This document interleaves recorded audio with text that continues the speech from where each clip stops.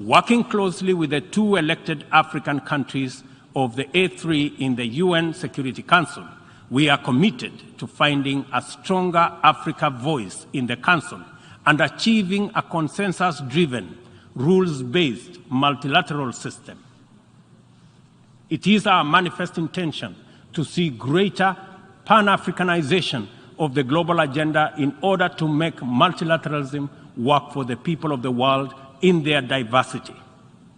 It is time for multilateralism to reflect the voice of farmers, represent the hopes of villagers, champion the aspirations of pastoralists, defend the rights of fisherfolk, express the dreams of traders, respect the wishes of workers, and indeed protect the welfare of all peoples of the global South.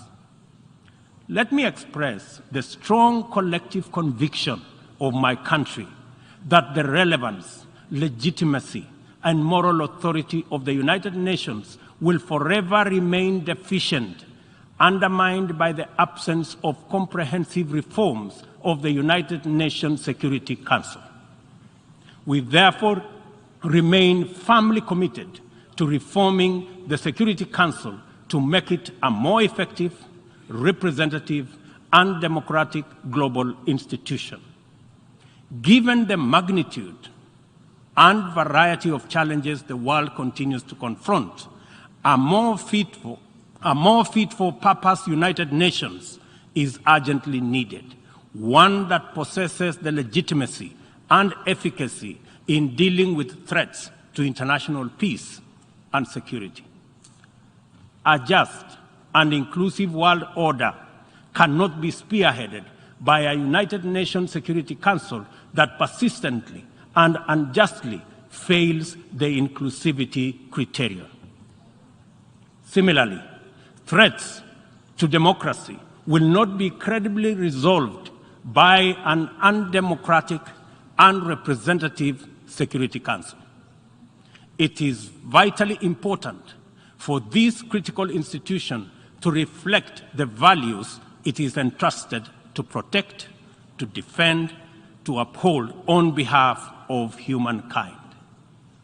We welcome the call by President Biden this morning for the expansion of the membership of the Security Council as a significant step in the right direction, and we look forward to building consensus for the actualization of the same.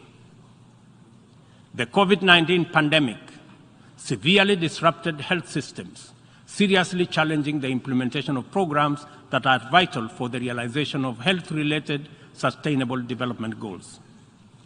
To place us firmly back on track and accelerate our progress towards these SDGs targets, it is imperative for us to foster sustainable partnerships between governments, other state actors, the civil society, and the private sector. This modality of collective action is particularly vital for building resilient health systems whose importance in enabling us withstand future pandemics and other health crises can no longer be disputed. For this reason, Kenya will continue to strongly support the development of legally binding World Health Organization international instrument to anchor global solidarity and promote equity. The fact of the matter is that the COVID-19 pandemic exposed for all the world to see the severe deficit of these critical values in our present multilateral configuration. Global supply chains remained impervious to demands in the global South generally, and Africa in particular. Unequal access to vaccines underscored this unjust and unequal situation with unforgettable clarity. Whenever human life, security, and welfare is in jeopardy, it is immoral to administer interventions through frameworks that are anchored on fundamental inequality. We are all witnesses to admirable demonstrations of effective solidarity in response to crises in various parts of the world. Our knowledge of the possibility of spontaneous yet resolute global solidarity reinforces the African exception as particularly repugnant.